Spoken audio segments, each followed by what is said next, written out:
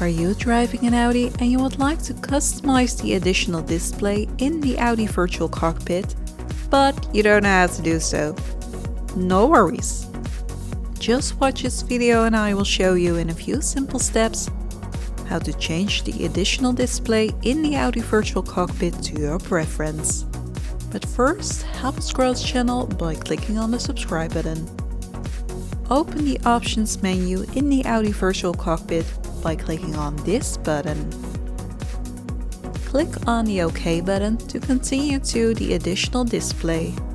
You can now select one of the topics to your preference as visibility in the additional display that is shown in the Audi virtual cockpit. Thank you for watching this video and don't forget to click on the subscribe button to see more VAG Car Tutorials.